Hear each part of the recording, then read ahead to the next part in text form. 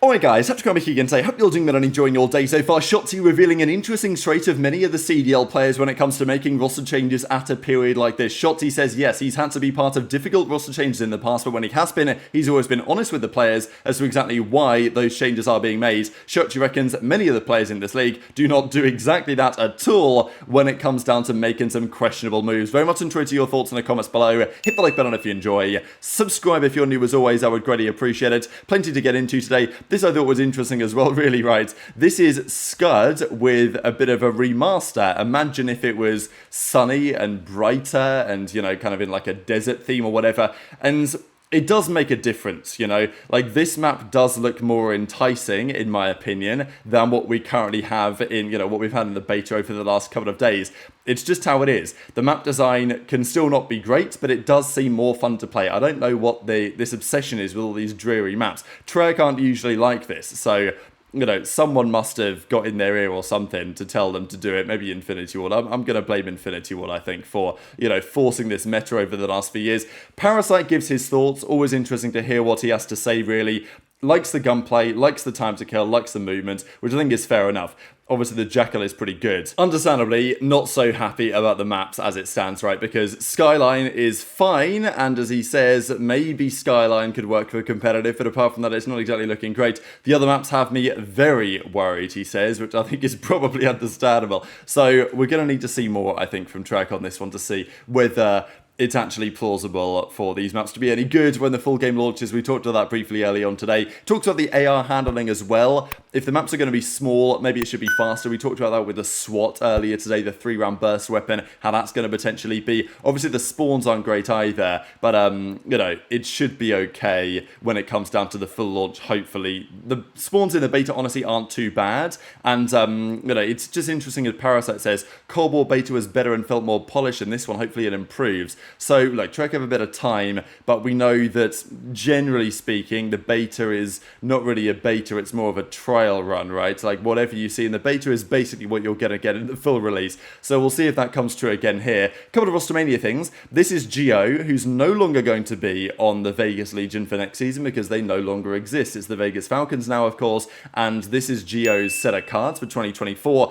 He had a very good rookie season, I think, all things considered. I mean, he was up there with Nero as probably the most impactful player, I would say, for a large part on that Vegas team. Of course, Attach was very good as well at times, but Geo, once he came in, his Search and Destroy and LAN was actually really underwhelming, which is interesting to note. To be fair, though, his damage per round in Search Online was also pretty terrible as well. So, interesting to see that Search and Destroy wasn't exactly a strong suit, but his respawn, I mean, look at his hardpoint numbers, like, on LAN, a 1.2 in hardpoint with some of the highest kills per 10 and damage per 10 you're going to find. It's just that awful Search and Destroy that drags him down to a 79. Outside of that, you know, he was 85 online this season. Somewhat that other teams should be looking at for sure in terms of that flex role. It's just as we always say, there are more flexes or more AR players than there are SMGs. It's kind of the reason why Nero, let's say Nero and Geo were the same impact this season, which you can debate, maybe Nero was slightly better or whatever. Like, Nero will get picked up before Geo, I would imagine, just because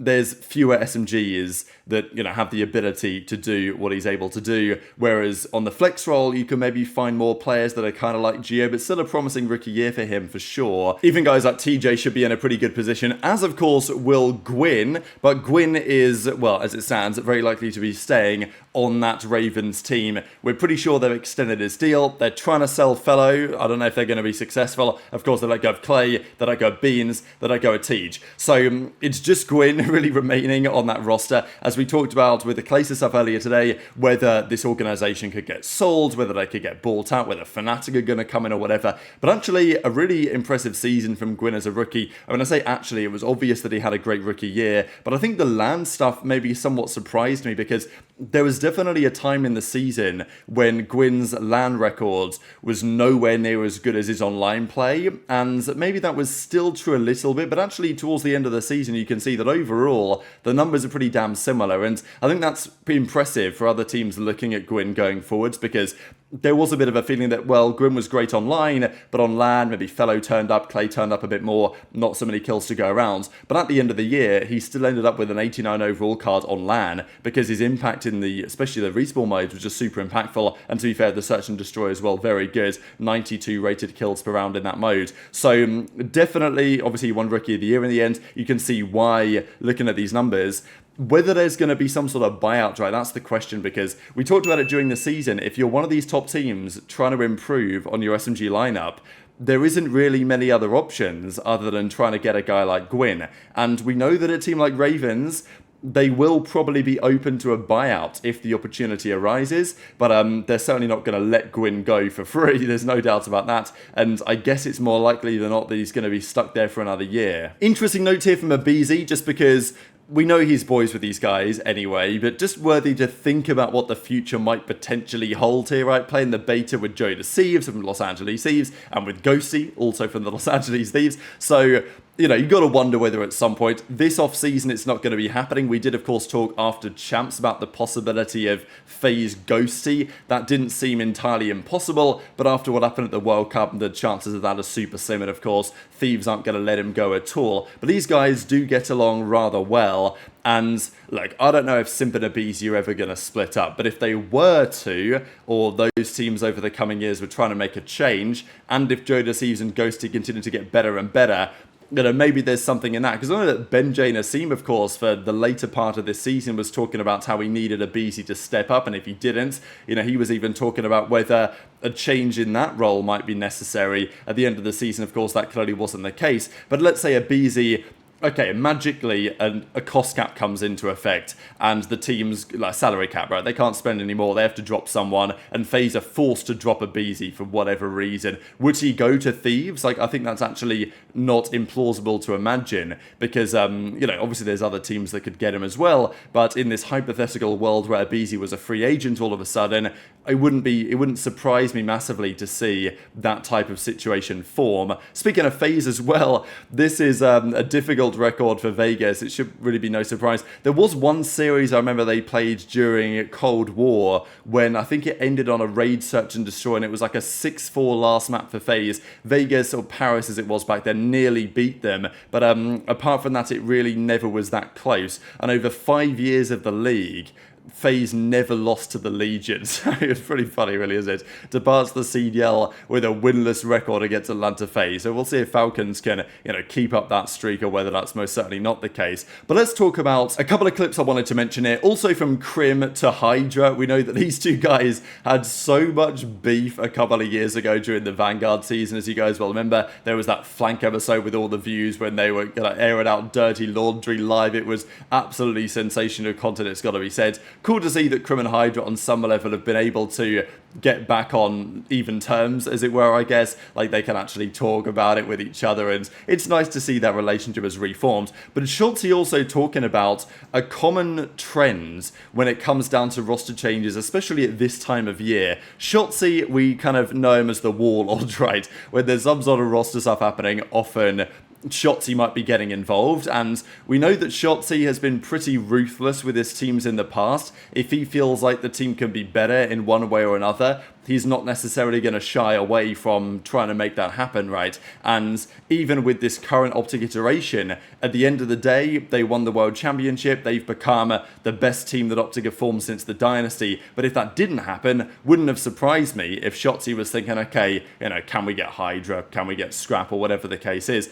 That's just the way that it goes. But of course, if that was to be the case, then Shotzzy would, as he says here, be open and honest with whoever was potentially going to part ways as a result about why that is the case. And, you know, pretty mature, I think, from Shotzzy here, because many players in the league, that is most certainly not the case at all. You find yourself in a position where you've got to make some sort of change, and the player isn't really informed, or they are informed, but they find out through a text from the general manager. The players just stop speaking to them, or, you know, they're hitting their boys up in the DM saying, are we running it back the next year? And it's kind of radio silence. And, you know, this type of stuff, right? And we often talk about it with players not really being willing to say it how it is, or being a bit too scared to have the man-to-man conversation. Shotzzy says, yeah, lots of guys in the league just don't want to do it. You think if he was skinny, would have won champs in Vanguard?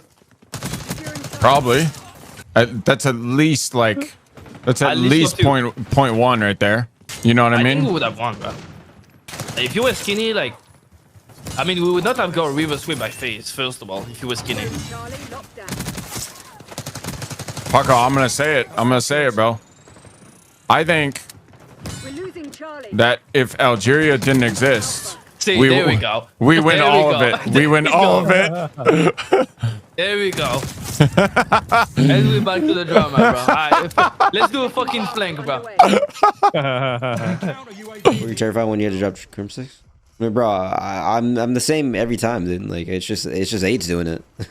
Yo, the one thing I will say, bro, is that at least I go in these calls, bro. That's one thing that like players don't do when it comes down to that shit. At least like I give my reasoning, dude, straight up.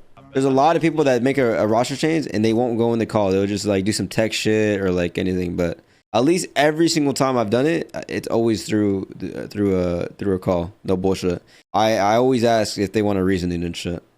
Like because I feel like if I were to get dropped, like I would want to know a reasoning to like so I could like work on it type shit. You know what I'm saying? Like if they were to say like, oh yeah, it was like a team issue, you don't really like vibe with the team or like et cetera, et cetera. You know what I'm saying? I would want to like build off that and learn from it type shit. So Shotzzy's been through some of this stuff in the past. I do wonder which players he's talking about. The reality is probably most of them, to be honest. Like we hear the stories all the time about players that are in the league and obviously been frying or whatever, and they've got to make a change on their roster, and all of a sudden they find out they're getting dropped through social media, or they find out through Crone does a tweet about the fact that their team is making a change, and then they find out that way because their team haven't told them, but yet, or maybe they find out the same way that the leakers find out, which is whereby a pro tells somebody, they tell somebody else, it gets to, usually it's like an amateur player or something, that amateur player then leaks it to somebody else, and all of a sudden it's going around the scenes, and there's been instances of players getting DMs from like a friend of a friend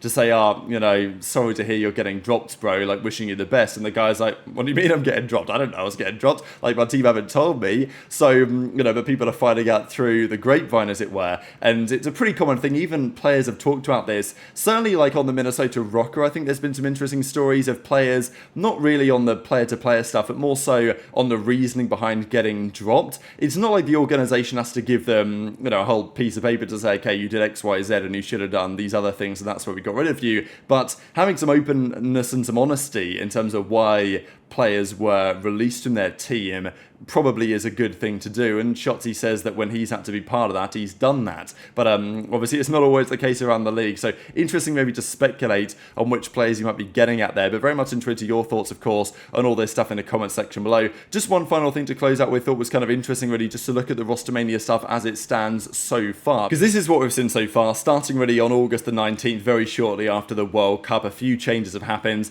Insight, of course, announcing his, well, departure, restricted free agent from Toronto. The interesting thing about this is the way that it's described here in this Deserto article is that announces departure. Well, technically what Insight announced is true for every other player in Ultra as far as we understand. Doesn't necessarily mean announcing departure, but it is nonetheless interesting. And obviously we got the Miami change and the recent things that we have seen, but since then nothing crazy has happened. And just to close out the video, this was put together on the Reddit over the last couple of weeks. I thought it was a really interesting little piece really that the Reddit was voting on to put players into certain categories. So here we have most underrated player ever, and maybe I'll go through this over the coming days really, and we'll just kind of go through it one by one, because most underrated player of all time, this is Saints Nato, who definitely falls into this category in my opinion. Arguably the best player to have never won a world championship. I definitely think you can still make that claim given how good he was for so many years. I think there's other players that can fall into this category as well, but I thought Saint was a nice one. Saints was a nice one. Temp in most over. I feel like whoever you put most overrated, it's always going to feel kind of unfair. And I feel like it probably is kind of unfair on Donny Temp as well here. But, you know, that's what they went for in the end. Best goes to Crim, obviously, and then, you know, worst, they put Fastballer in this category, which is, you know, well, I don't want to say too much more on that. Funniest goes to Adam Killer Sloss. I think, honestly, this is probably a no-brainer. Most annoying, Paddy Pierce. Funny, because Paddy would not have won this had he not, obviously, done the flank or whatever, right? If he just kind of, not faded from relevance, as it were, but just continued on the path that he was going down, he would not be in this category. Ghosty as most potential is pretty exciting, because I definitely think Ghosty has the potential to be the next Octane in many ways, which is pretty high praise, I'm not going to lie. Wasted potential was an interesting one, just because there's a few players that could fall into this category, even the likes of Miracles, who was a World Championship winner back in Black Ops 2, but like after that time, because he teamed with friends and stuff, like maybe he didn't reach the heights he could have done. There's a few others you could put in the category. Dylan Cod won it, but I say won it, obviously not really saying you want to win, but it is what it is. And we'll go through more, of course, over the coming days, but very much interested in your thoughts on all of this stuff in the comment section below. Hit the like button if you enjoyed, subscribe if you're new, take care, and I'll see you next time.